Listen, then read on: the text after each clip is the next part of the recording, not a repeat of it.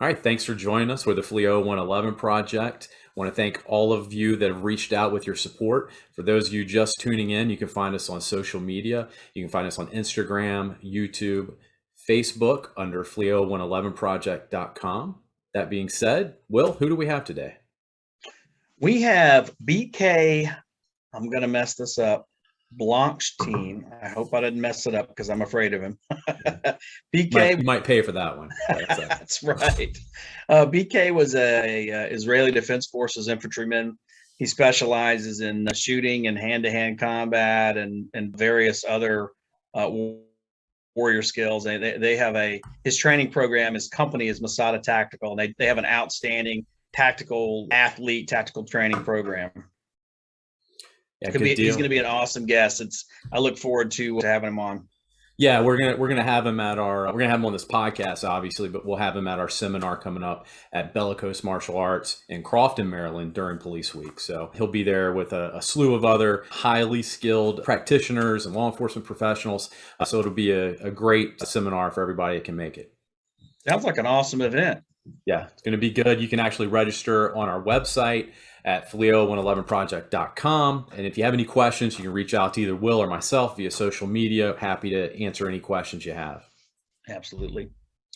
That said, I want to go ahead and make mention of a company that we're working with right now. They're called Chaos Watches. You can find them at enterchaos.com. They've offered to give all of our supporters, whether you're a member of FLEOA in law enforcement or not, a discount 25% by entering the code FLEOA111. So here's some of the watches that they have. I'm actually wearing one right now. I can't say enough good things about it. Very durable, very tactical, has a really good look to it. Various types of watches, as you can see as I scroll through that. They also have silicone rings that you can wear. You can order through their site. I'll let you go to their site and check those out.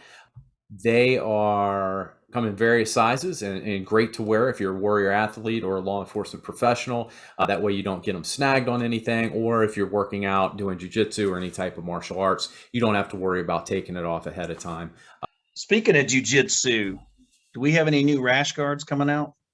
We do. We've got new rash guards coming out probably in the next 4 weeks. We're going to do a pre-order. They're going to be short sleeve rash guards. We're going to sell those at $60 each. You can find those at our website, FLEOA111project.com. In addition to that, we're also going to have various merchandise that's going to come up, whether it's shirts, hoodies, long sleeve, hats, stickers, patches. You're going to be able to find those on our website. And big shout out to Becky Soval over there on the West Coast for putting that together for us. So big things coming with the FLEOA 111 project. And again, thank you for the support. And you know what, if you want to see what we're up to and kind of keep up to date with us for events and whatnot, we have a Facebook page. Just search FLEOA 111 project on Facebook. We have a Facebook group. We have the YouTube channel. And we have an Instagram page. That's right. All right. That said, how about we bring BK in? Sounds good. I'm sorry I mispronounced your name. Don't hurt me. All right, BK, thanks for joining us. This is our take 2. We tried doing this before last week. We weren't able to record it all the way. So big thanks to you for coming back on here. Before we get into it, BK, can you tell us a little bit about who you are, your background? Can you also tell us the proper pronunciation of your name? Will might have messed that up a little bit in the intro, so I want to give you that opportunity to do that. I butchered it. Just don't hurt me. I'm perfectly good with BK. My full name is Viel Blankstein, but that's way too long for most Americans. It's way too long for most Israelis. So, BK is cool. Well, thanks for having me. And can you guys hear me? Yep, you're good. My earphones keep going in and out. So a little bit about me. Born and raised in Israel, obviously. So I speak funny. So I tell people, served a total of 21 years in the military. So 4 of them active in counterterrorism, counterintelligence type unit at the time, talking mid-90s. We were mostly operating in South Lebanon. Even after getting out of the military and even after moving to the United States, I still continued as a reservist. I would go to Israel every so often.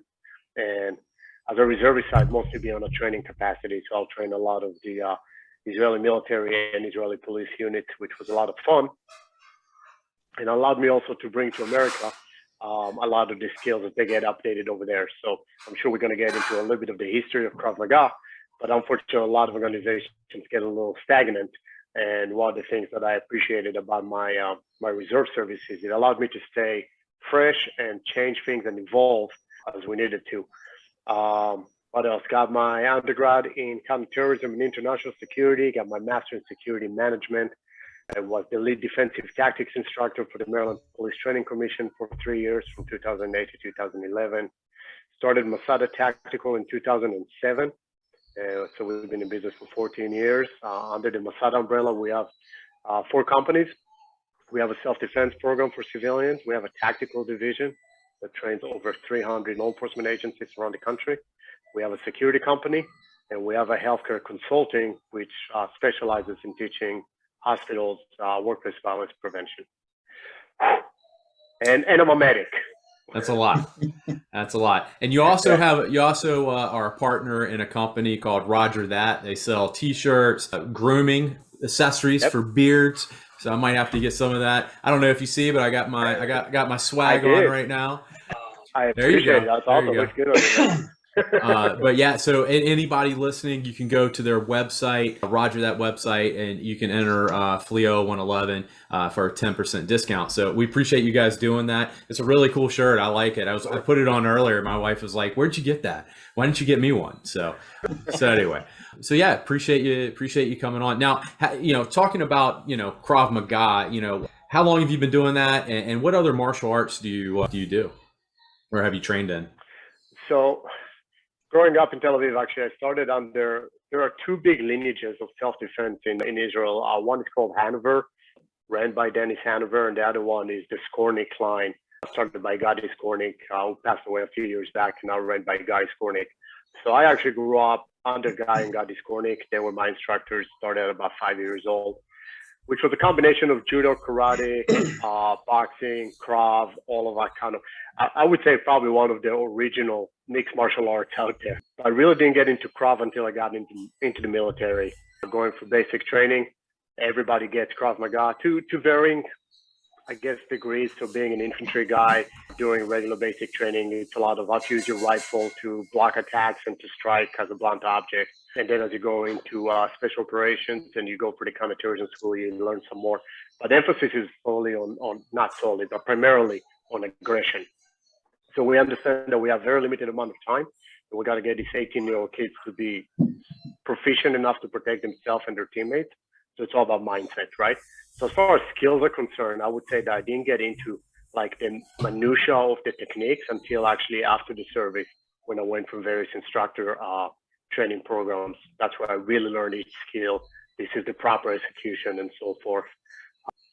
Along the way, did a little bit of BJJ. I love it for the sport. This discussion in the past, as far as law enforcement and the tactical application, there may be some room to gap the two. And did a little bit of Muay Thai. I enjoy judo. That's about it. Nice. Now we've been talking about Krav Maga, but what is Krav Maga? What does the name Krav Maga mean? Can you give us like a brief history? And we've thrown it about, and there could be somebody listening who doesn't know what it is. Yep. No, Krav Maga as a term refers to contact combat. That's literally what it translates to. Far from me to be the historian of Krav Maga, but in a nutshell, it started by a guy named Emi Lichtenfeld. Later changed his name or made it Hebrew to Steor. Emi immigrated from Europe during the Holocaust time, so he was, I guess, bullied a lot, and his background was boxing, and he started this whole idea of hybrid and making it more street applicable. When he moved to Israel, his skill set was tapped by the Israeli Defense Forces, which was newly established, and they said, Emi, you got to come up with a defensive tactics program for this new military we have. We have a bunch of ragtags who have no idea what they're doing, and we don't have a lot of time, so come up with something, which he did. The system is very efficient. I always say, when we talk about martial arts, a lot more martial, a lot less art. Nothing pretty about what we do. And one of the geniuses, I think, of Krav is, I don't want to say they didn't invent anything. There are certainly skills nowadays that are Krav originals, but for the most part, they're like, okay, this works from boxing, I'm going to take that. And this works from BJJ, I'm going to take that. And this works from Muay Thai, I'm going to take that. And come up with a comprehensive real applicable self-defense program. Now, every system out there has punches and kicks and elbows and stuff like that. What Krav Maga really sets itself apart is the self-defense application, so with chokes and headlocks and bear hugs, weapon disarms, weapon retention, the stuff that the military needs and nowadays law enforcement. And as the lines between the two, law enforcement and military, get a little more blurry, right? I think everybody benefits from this approach. Is there like a civilian version and a military version? Or does everybody get the same thing? Now, there's certainly two different schools. So if you go to Israel, you would go to an institute called Wingate. It's a college, and all it teaches is physical education. So I actually started my school, and before I moved to America there for a bachelor's. And if you finish a bachelor's degree there, you leave not only with your bachelor's, but a teaching certificate, a coach certificate. You pick 2 different sports every year, and all kind of stuff like that. So the civilians would go for that college to get certified as instructors. The military school is separate. Said from the military standpoint, I'll tell you, it wasn't until I got to the civilian life that I learned how to throw a proper hook. I could do some with a knife. I could, use my rifle as a blunt object like no other. But ask me about the minor points of a proper hook execution, and I couldn't tell you. Nobody ever covered that in the military for me. So there are certainly 2 different tracks that one can go. So in your opinion, the beautiful thing about Krav Maga is you guys incorporate a lot of disciplines from other martial arts. You've made your own techniques available also. But what makes this form of martial arts so adaptive to law enforcement? So again, first of all, the concentration on the attacks. There's no katas. There's nothing pretty. There's no fine motor skill oriented techniques, right? So that is extremely applicable to law enforcement. You talk about law enforcement, right? And being a sworn officer myself, knowing that, I need it down and dirty. I need to know how to protect myself, how to retain my weapon, how to get to a point of control and handcuffing most likely, right? And with the least amount of fuss, which essentially keeps me safe and keeps the other person safe as well. There are no rules on the street. So all this idea of, you can't do this or you can't do that and you get points for this doesn't apply. You and I have probably watched the same videos of police officers putting a suspect in an armbar because they're training BJJ, and the suspect taps, and the police officers, just because of a training spar, let's go, right? Because that's what they did on the mat multiple times. Krav Maga doesn't have that stuff. Now, on the flip side, there's a lot of skills that, most civilized martial artists would say, well, we can't do that, right? And if my God, just to kick to the groin, which is a staple, and so forth. Now, talking specifically about law enforcement, the weapon disarms are extremely effective. The whole idea of aggression and taking the fight to the opponent, being proactive rather than reactive from an officer survival standpoint, that makes a huge difference, right?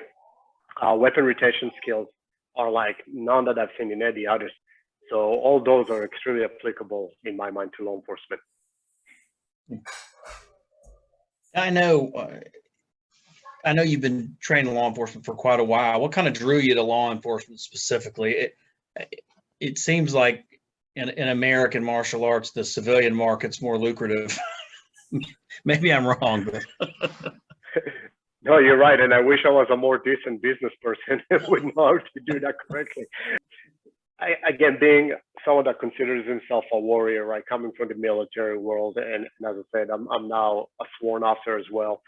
My main emphasis in teaching is keeping them alive and keeping them safe. It's not about the dollar amount, right? I was fortunate enough that somebody suggested to me when the Military Police Training Commission was looking for someone to kind of revisit their defensive tactics program that I should put in. And that was really my introduction to American law enforcement. And I think the nice thing that we did at Masada and that some Krav schools around the country are able to do, unfortunately not all of them, is take those Israeli skills and adapt them to the American culture. The whole idea of the Israeli military, the mission, the tools, the use of force policies, right? All of that is different. The skills are skills that work, but how to apply them has to change. And those 3 years of the Maryland Police Training Commission really gave me the opportunity to finesse that and come up with a better approach to Krav Maga.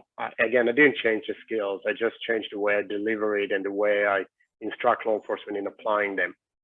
I think one advantage that I got, which I think is really cool, is I work a lot with the tactical team, so a lot of SWAT units and so forth. And to kind of talk about one specific incident, a special operations group from a correctional side of the the law enforcement world came to me and said that one of their officers got shot in the head and killed by an inmate that took the officer's firearm. Now the officer was on the ground and the inmate was over him. And they said, "Listen, BK, you taught us how to disarm someone when we were both standing. You taught us how to disarm someone when we were both on the ground, but you didn't teach us how to disarm somebody when you're on the ground and the other person's standing." And honestly, that never came up before. I called my instructors in Israel and I asked, "Does any of you have any idea?" They didn't. And it gave us the opportunity to get our instructors at Masada on a mat and play with it. And we spent about 8 hours and tried to be very cognizant of the Krav principles. It had to be easy to learn, easy to execute under stress. It should be applicable to everybody, regardless of size, gender, strength, and so forth. And we came up with a skill, which we now teach as part of our curriculum. But the nice thing is I had the opportunity to teach it in Israel, and now it's part of the Israeli curriculum. So now skills that we develop in America are becoming part of the Krav curriculum in Israel. So the flow of information is going both ways, which I think is super cool. Yeah, that is cool.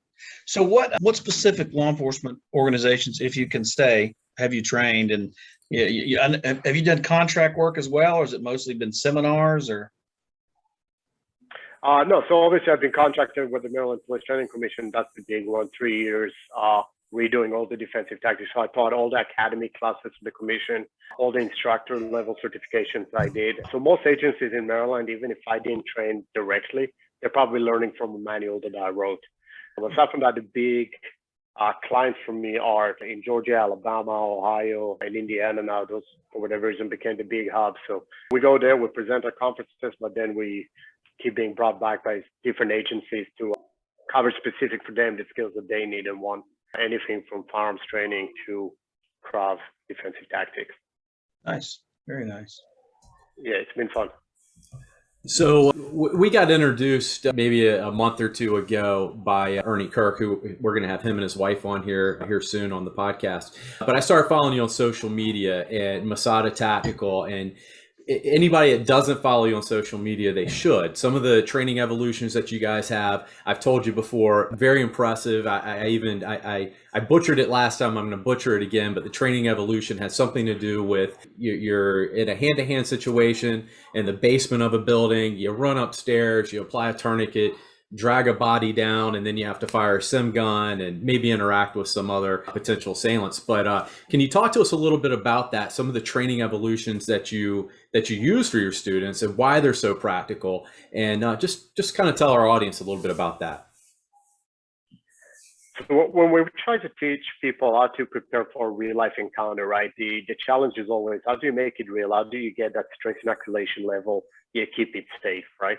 So the easiest way is always just physical fatigue, right? Some of the physiological responses are going to be similar, right? Hyperventilation, some sort of a tunnel vision or auditory exclusion, loss of dexterity.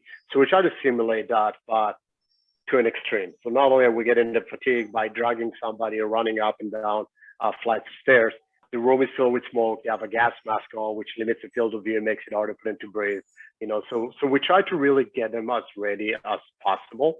And while we do that, one of the approach that we take is it's a well-rounded, holistic approach to self-protection. So Krav Maga is one element. Knowing how to shoot is another element. The tactical medicine is another element. Fitness is another element, right?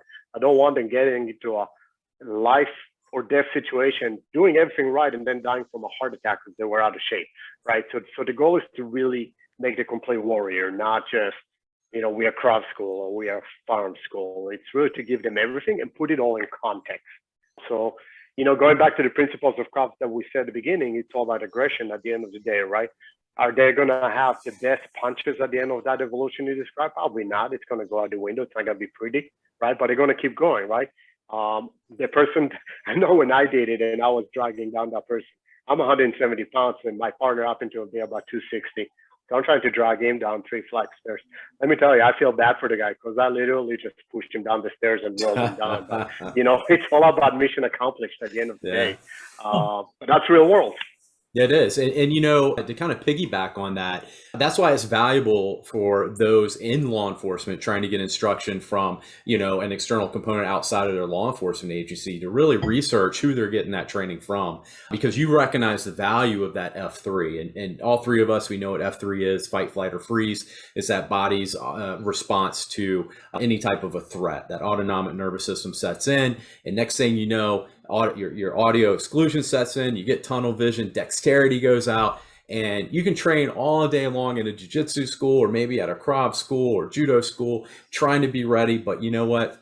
If you're a civilian, even, you'll never know what that feels like. And a lot of us in law enforcement know what that's like because we've been through that. And that's why it's important to have that repetition. So those training evolutions are very valuable. I think every one of your students are lucky to have you and lucky to have something in your area too. Well, I appreciate that. I'll piggyback off of it and say that also most law enforcement officers, unfortunately, are probably not as familiar as we would like to think they are with the true response to stress, right? They would go for that. I know as an instructor at the academy, it's unfortunate. I got my recruits for 100 hours total between PT and DT. So they didn't get that much. And you go for in-service once a year, once every other year, if you're lucky. Nowadays, probably even less. So and everybody's afraid of liability. So even when they do, they don't get pushed to the limit that they probably should have. So unfortunately, they probably don't get that same exposure with their agency as they would with a private organization. Absolutely. And that goes hand in hand to why we started the FLEOA 111 project. So we can kind of emphasize that, hey, yeah, the training you get at your federal, local, state agencies, that's great, but you got to build on it. You can't rely just on that. You need to find somebody like you and Masada Tactical to help train them, get them ready so they can kind of be a little bit more conditioned when that F3 sets in. So you're doing good things, man. I'm jealous I'm not in that area more. So next time I'm there, I'm stopping by. Maybe we'll bring it to the conference. Yeah. Yeah. That'd be great. Yeah, that's one of the, you know, back when I started in the 90s, it was lacking even that far back. You know, you had your DT and that was it. And, you know, one thing I've found in 20-something years in law enforcement is most cops just don't want to do anything extra. I'm hoping with FLEOA 111 we can change that. But that's just, you know, it's always kind of baffled me that, you know, cops will just be like, nah, I'm good. So yeah. I said, as an instructor, sorry, I got to move a dog spot out of my face here. I said, even as an instructor at Academy, I used to ask recruits all the time, why do you want to be a cop? And we're talking not that long ago, I mean, 2008 to 2011, right? And the answer that I most common got, now mind you, this was the recession time, right? But they used to say, it's a good job with good benefits and set hours. And I'm like, well, that's not the reason to be a cop. That's not going to carry you through a career. If you really devoted to the profession, there's got to be something more. So I agree with you 100%. We don't get that same drive that we used to in the past, unfortunately. Mm-hmm. I had it hammered home to me, man. I was on the job for a couple of weeks, and I was a deputy in Mississippi. And back then, they could wait 2 years before they sent you to the academy. And so my SO would wait about 6 months and see how you were going to work out. So I remember I was on the job a couple of weeks, and my sergeant came up one night and said, he handed me car keys and said, don't stop cars, just answer calls.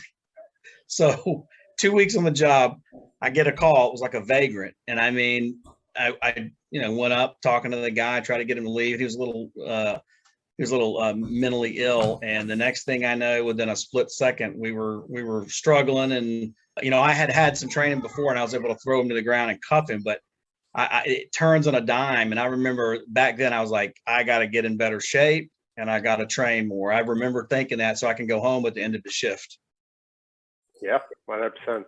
It's smart that you thought that way, but on the other end of the pendulum, you had me when I was a local. I was young, dumb, full of adrenaline and utter stupidity. Those that worked with me probably will qualify that, verify it. But yeah, a lot of guys that are in law enforcement, they're young, they just don't understand that, hey, you know, I can't rely on this. And even though my youth got me through it before, now that I'm an older man, it's a little bit more difficult. And even then, I look back at some of the situations where fortunately everything went well, but it could have been less injury to myself if I had trained and was better prepared. So So for I people that might, 100% agree with that. No, I was about to say I 100% agree with that. And experience, in my mind, is probably the best teacher, right? So, like I said, the idea is, well, you're looking backwards now, and you were fortunate enough to walk away from those incidents, right? How many officers do not? I mean, we see the news every day now. It's sad. So it's on us as officers that have been there for a while, instructors that have been there for a while, to impart that knowledge and hopefully save some officer the need to go through that experience themselves. mm-hmm. So for the guys and girls who might want to come train with you, what's your company's name and where are you located, and how do they get involved with you? So the company name is Masada Tactical, MASADA Tactical. Social media is probably the best way. We're on Facebook, on Instagram, LinkedIn, YouTube, all the big ones. You can go online. I'll be honest, our website is being redone, so there's nothing fancy on it right now. Some very basic information. It'll be masadatactical.com. Email, just bk@masadatactical, and that's about it. I'll be more than happy to help anybody or any way we can. And for anybody that might be tuning in, if they're affiliated with a school or anything like that, do you do seminars? Can they have you come out? And what kind of stuff do you offer in a seminar? Just everything available at the school? Most everything. So short of it being a law enforcement specific conference or seminar, then there are some skills that we leave for that community. But otherwise, most of our self-defenses are general public consumption approved, and we'll go and we'll travel. That's one of the things I love working with Ernie on. He'll bring us to seminars, we'll bring in for seminars. We can always learn from each other. So yeah, be more than happy. We'll travel all over the country teaching, so it's fun. Perfect. That's great. And we're going to see you here October 16th there at Bellicose Martial Arts in Crofton. So we're looking forward to that. Thank you for your time, man. It was an honor to have you on the podcast. We're looking forward to meeting you and doing a lot of big things with you down the road. So definitely appreciate it. Thank you, guys. I'm looking forward to it. So I'll see you guys in a couple of weeks. All right. We'll Take see care. you. Take it easy. All right. Take care. Okay, well, that wraps us up for tonight. And we want to thank Chaos, and make sure you use the code FLEOA 111 for a 25% discount on watches or silicone rings. And also don't forget the October 16th event. It's going to be fantastic. We'll be hopefully putting out a schedule before too long on our various social media platforms. And next episode, we have some awesome guests on that one as well.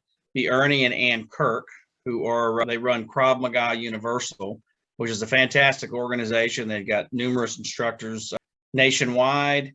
They are very law enforcement friendly, and they are very happy to be part of our FLEOA 111 project. Anything else, Dave, you can think of? No, that's it. I think over the next leading up to October 16th, we're going to have a lot of guests on the show. I don't want to give away too much. Some of those guests are going to be instructors that are going to be teaching at the event. We also have a potential partner of ours. A partner has actually been at every one of our events, Street Smarts Virtual Reality. So we're going to try to get them on to kind of showcase what they do and what they provide to not only the military community, but what they can do to enhance local, state, and federal law enforcement. That's all I got, Will. Outstanding. See you next time.